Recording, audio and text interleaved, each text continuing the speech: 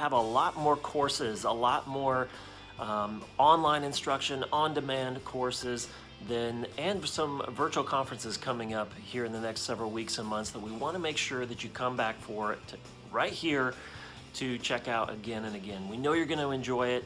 We've even got some mastermind groups that are really going to dive into some deep topics. We've got a lot of great physicians that are coming on board to talk to you specifically about what they're doing that's unique in their practice and about how you can be a part of that discussion. Thank you so much. Please go check out all of the comment threads, check out our online courses, check out the events coming up, and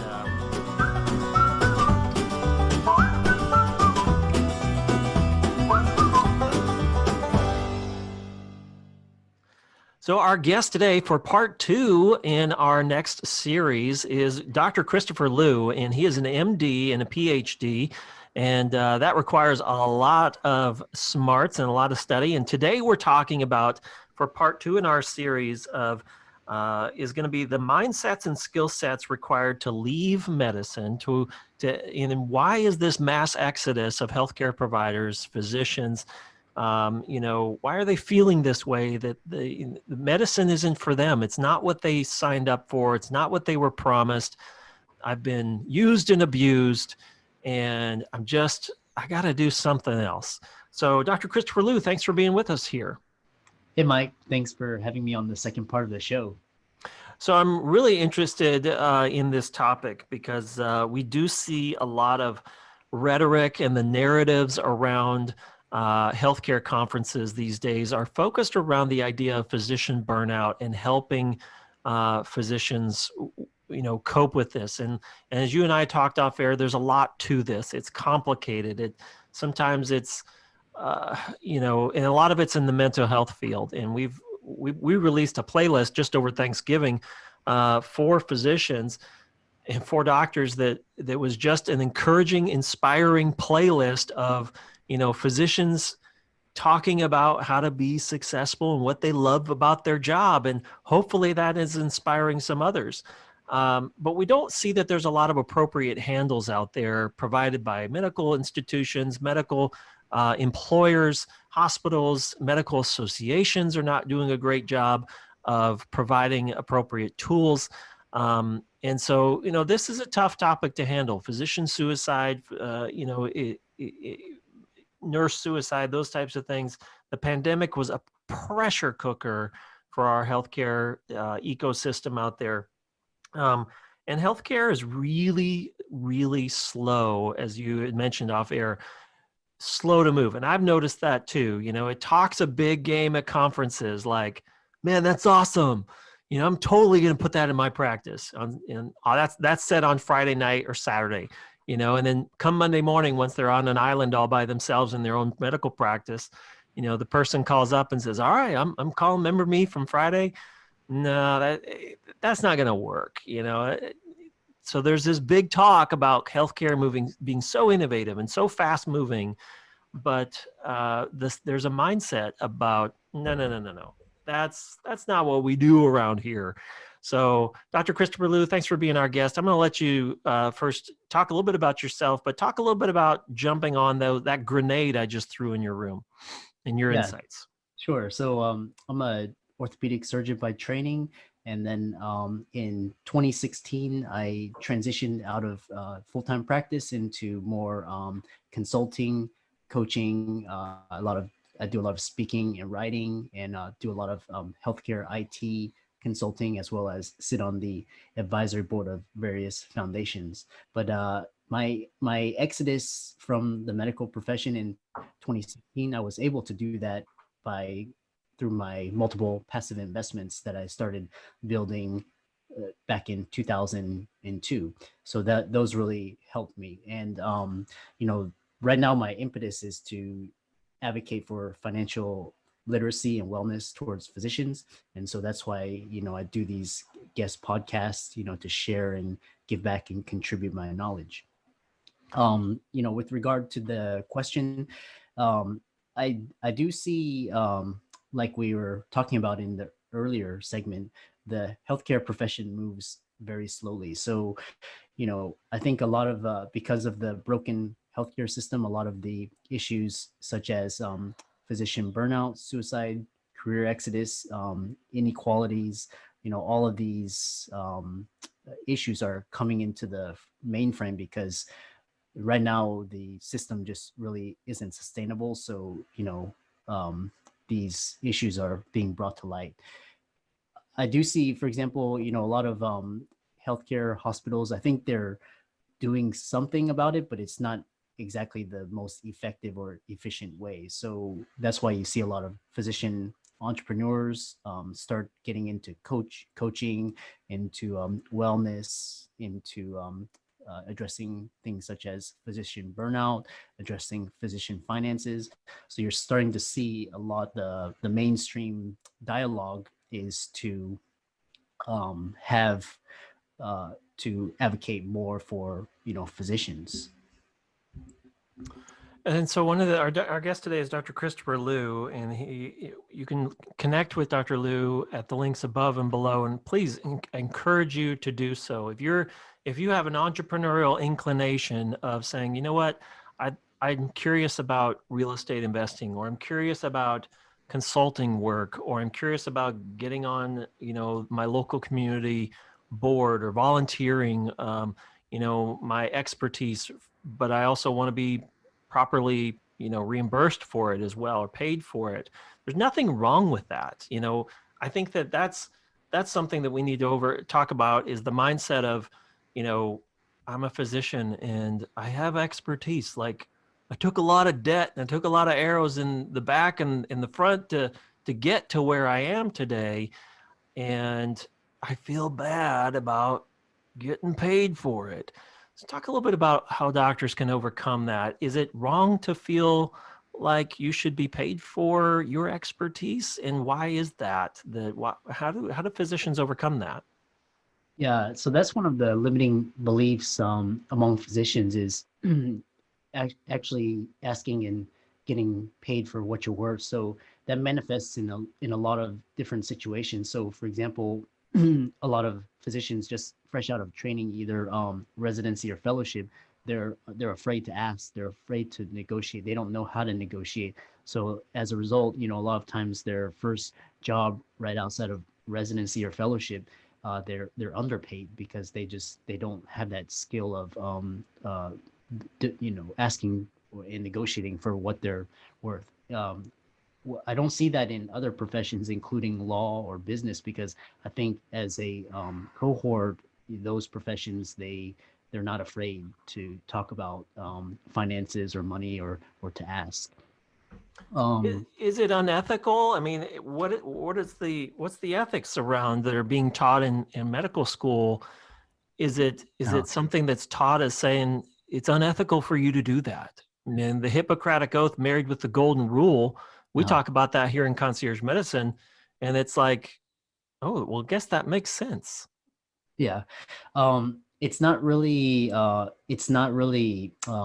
addressed, but what it is, it's sort of almost like a silent code where so for example, during your medical school interview, when you're getting interviewed, there's certain things that they say you should not bring up during your interview. And the number one question that you get asked during your medical school interview is, why do you want to become a doctor? And if you say, I want to become a doctor so I can become well paid, you're shooting yourself in the foot.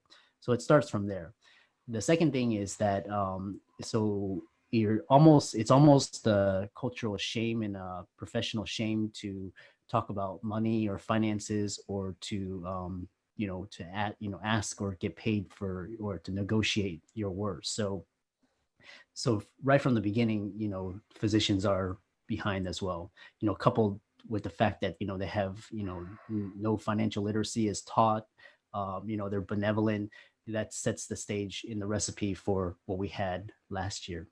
Um, and it's ironic because, a lot of physicians, they go into high paying surgical subspecialties, orthopedics, plastic surgery, ENT. So it's almost kind of ironic that this sort of thing happens. I also think it happens on on a cultural and societal level because the money in the financial blueprints that we have as kids. So, for example, things such as these ideas, including it's improper to ask for money or to talk about money, or the rich are greedy, or things such as money doesn't grow on trees, that sort of thing. I think that imprints into our subconscious and into our psyche that money is scarce, and it's not okay to talk about it. So like I said, there's a big movement, discussing physician finances, and letting physicians know it's okay to, ask and for what you're worth, and, to negotiate as well, because, physicians take on, almost over sometimes over 500,000 in student loan debt. They're 8 to 10 years behind.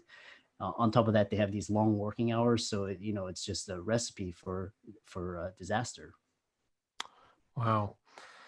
And our guest today is Dr. Christopher Liu, and we're talking about a pretty serious topic, which is the mindsets and skill sets required to be successful outside of your clinical practice. And it doesn't mean you have to leave your clinical practice, because you spend a lot of time there. Maybe you love it there, but you also want another leg, a few other legs.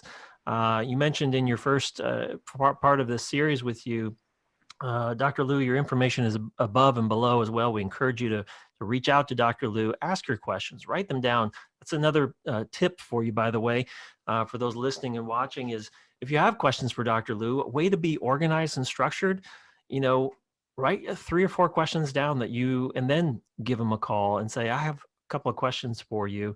That's a great conversation starter, a good way to start.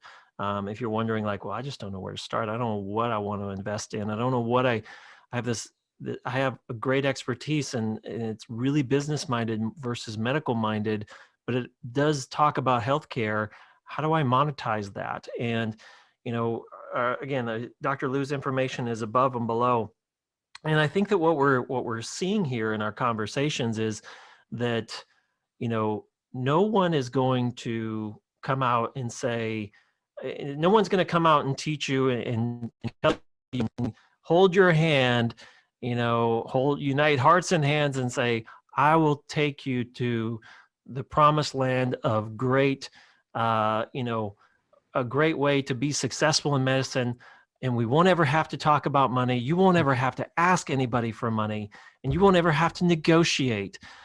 That's something that is it is an acquired skill. You mentioned rich dad, poor dad. I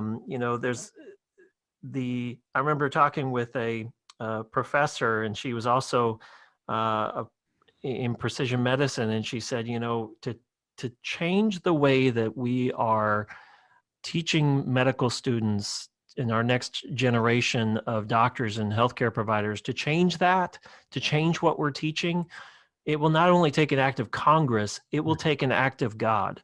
And so with that in mind, we see that they're not going to insert, the idea of follow your entrepreneurial bends in your dreams, and I know that might sound really cheesy and weird, but they're not going to incorporate this anytime soon into young education. It's up to you as a physician listening and watching to, read up, get your unofficial PhD, a master's degree, and read about what it is that you're interested in. We did I don't know if you can see it behind me, that Yeti bucket there. We had a red bucket similar to that, just one of those regular buckets that you can buy at any big box store. And we actually used it in a workshop, and we said, on the red bucket, it was an educational tool. On the red bucket, we want you to write down as a physician everything that you hate about your job, everything you dislike. And they filled up so many, they filled up the first bucket so quickly that we had to bring in 2 more empty buckets that we were going to use for another course. And then on this bucket, I don't know how Yeti does it, but the engineering behind a Yeti, you and I both know, it's pretty amazing. And they get us to pay quite a bit for that engineering, that expertise that they put in. But we asked them on that bucket, hey, write everything that you love about your job. When you leave here, what is it that you want to accomplish when you get back to your practice, back to your exam room, back to your home? in your family and you say, I really want to follow that thread of real estate investing so that I have another leg to stand on, because I don't know if I can work in this environment where I'm working right now. It's tough. And, this isn't what I signed up for. So I'll let you add some insights on that. I don't really have a question on that one. I think it's Uh-huh. just important to talk about and to kind of bring that awkward topic that is taboo and on that is seemingly not unethical, but there's a guilt or a shame, like you said, of nuh-uh, you're not, if you're a doctor now, you're not supposed to talk about those things. Yeah. Yeah, that brings us to a good question, is that in terms of the mindsets on how, physicians can start developing for financial fitness. So one of this is just contrarian thinking. So you can still operate within the medical profession, but keep an open mind. So a lot of a lot of the younger physicians, they're a little bit more open-minded. They're they embrace technology and new ideas and change as well. So that's one thing, is just contrarian thinking. The next type of thinking that will really help physicians is entrepreneurial thinking. So that's really outside of the box thinking, innovative thinking, asking really deep and insightful questions, and really getting to the heart of some of the issues tackling the healthcare profession today, and thinking about new and different ways that we can address those. That some a lot of the questions that you brought up um, currently. The other thing is just a lot of the younger physicians, they a lot of innovation and creativity and technology, and they're combining those in different ways so that they can see how they can best help their patients. So for example, I've seen a lot of physicians go onto social media now, and for example, Instagram or YouTube, and start creating videos to help keep their patients engaged. And that's sort of that serves an educational component, as well as a marketing and a branding component as well. So a lot of physicians are doing different things these days. So we need to get the right now it's a small segment, but over time it'll continually grow. And um, our guest today is Dr. Christopher Liu. He's an MD and a PhD. You can connect with Dr. Christopher Liu at the links above and below, and I'll let you continue that thought. Um, so the other thing is, I think going through an extreme struggle or a hardship helps physicians in terms of financial fitness and survival. So, for example, for me, for a personal example was, I was always the outsider. So I never fit into I never fit into my high school or college. So, but what that did was it helped me to think of different ways and different ways of thinking and seeing the world. And also it forced me to think of doing things differently, so that I wouldn't that would ensure my survival, both physically, financially, and that sort of thing.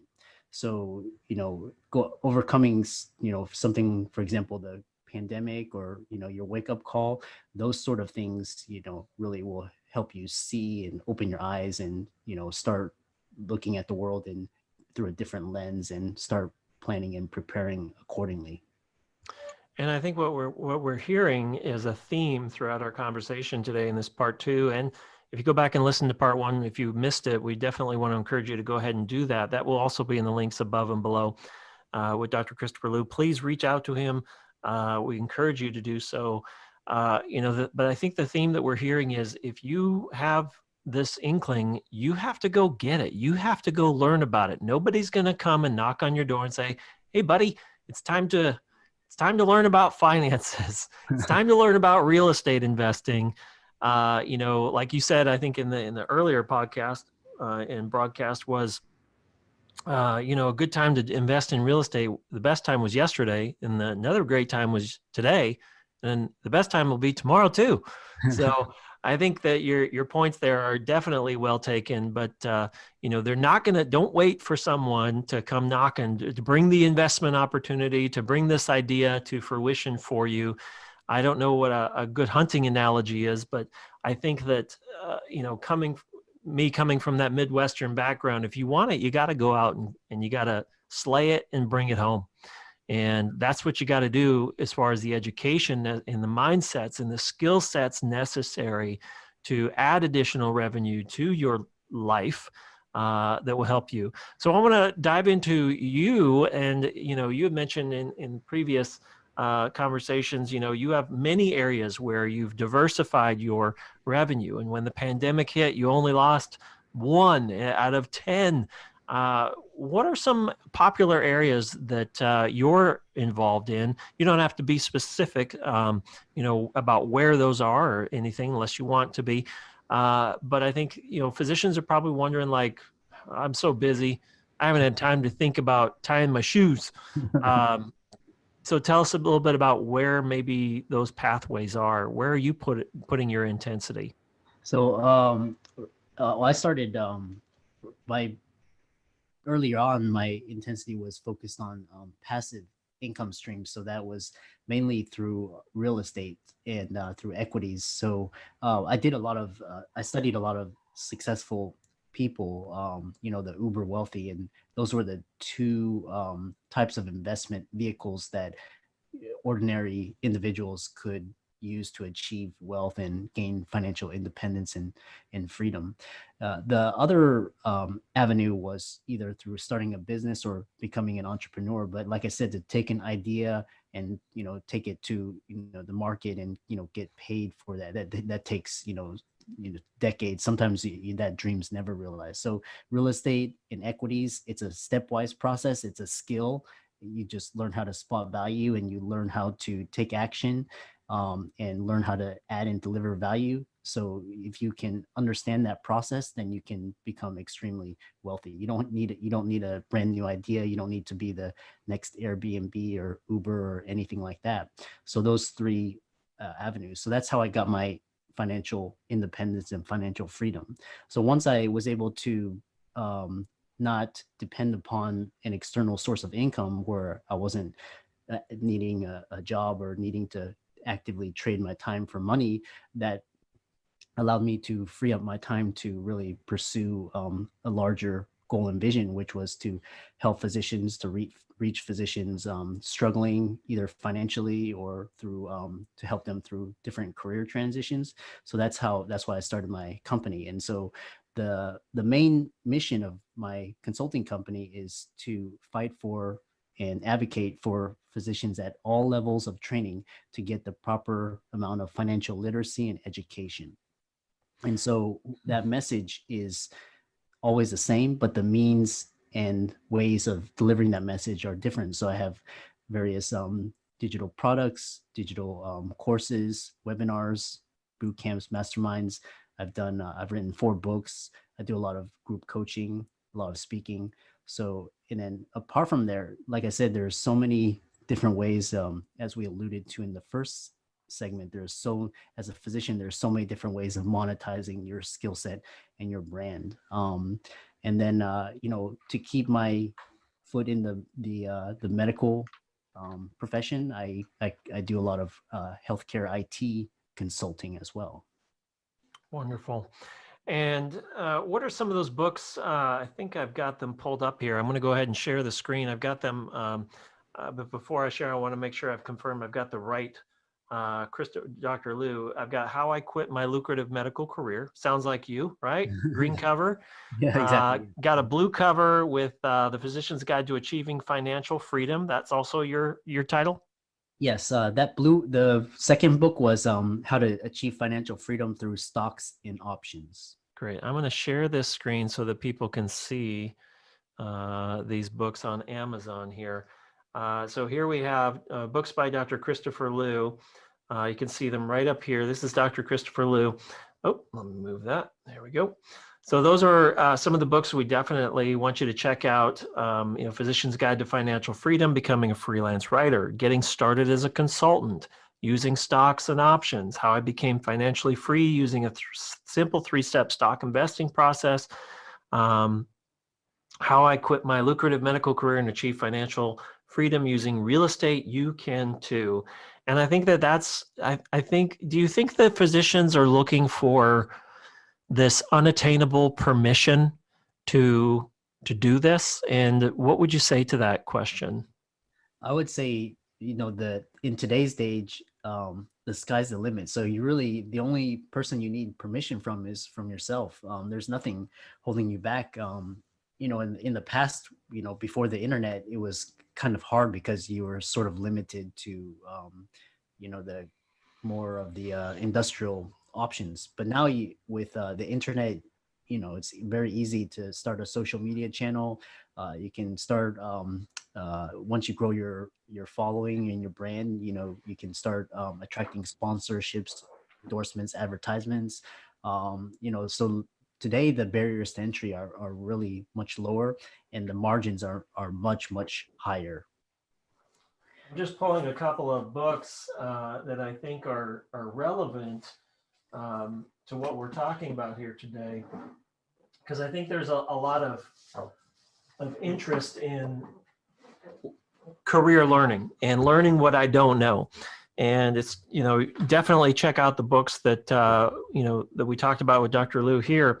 But I think that another good one, I'm not endorsing any of these. I'm not the author of any of these, even though I've written almost 20 books myself, and I know how hard that can be. Yeah. But I think a good one, Now Discover Your Strengths by Marcus Buckingham, is a great book.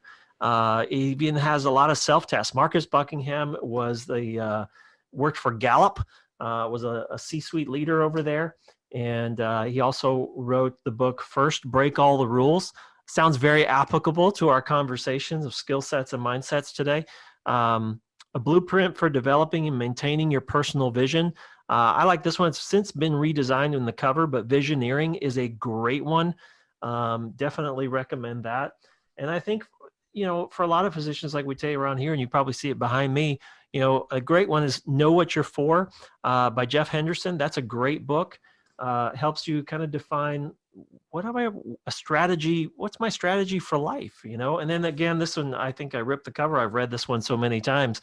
But this one is called The 21 Irrefutable Laws of Leadership by John Maxwell. I think that those are great places to start, in addition to the books I'm going to share here again of Dr. Liu's. These are great places to start, because you have permission to do this. There's nothing holding you back except yourself, and it's okay to have other areas of income. I think that from a lot of the physicians that I talk to, Dr. Liu, there's this pause of, I just don't feel like I'm worthy, and we have this conversation a lot. I know you're out of Houston, and I had this conversation recently. It was about a 3-hour conversation with a physician. It was centered around, you're worth more than people are telling you you are. You have value. You have worth. You have significance. And I know it's been beaten out of you, over the years, not physically, but mentally and emotionally and psychologically. But we need people like you out there, physicians and healthcare providers like you out there, because the pandemic has showed we need you out there. You're the superheroes for real. I know that's overused these days, but again, great places to start. Our guest today has been Dr. Christopher Liu. So as we come in for a landing, Dr. Liu, and we'll continue with our third part of our series, and I'll let you tee what that third part of that series is going to be about in just a moment. But what do you want to leave this conversation with for doctors and healthcare providers listening? What do you want them to think, feel, and do with what they've heard today? Well, like you were saying, really, it's you can you only you give yourself permission. So, and that was the one thing. And then the other thing is that you expounded upon was, physicians have worth. So you have to really search and dig and look for that worth in yourself, and then find different ways to either to create or to collaborate or to innovate and to monetize that value, so that you can become a economically viable citizen outside of the medical profession. Absolutely. And our guest today has been Dr. Christopher Liu. I hope that this has been maybe a bit of an awakening or soul-searching few minutes with Dr. Liu today. We'll put links to all of the books as well as Dr. Liu's contact information. Again, reach out to him, bring some of your questions forward. He's here to help doctors. That's why he's a guest here with us. He's a true docpreneur in the truest sense. You want more patience. You want to leave an office environment at the end of the day feeling like this is a really great place to work. It's a place that they want to come back to again and again. So here at Concierge Medicine Today, in the Concierge Medicine Forum, we're bringing you a new course called a Masterclass in Interior Design. We're going to talk with two healthcare interior designers who understand the psychology of furnishing and paint color and design and the hard work that goes into creating an irresistible healthcare environment. And yes, it is possible on a limited budget too. Go to fourdoctorsforum.org or conciergemedicinetoday.org.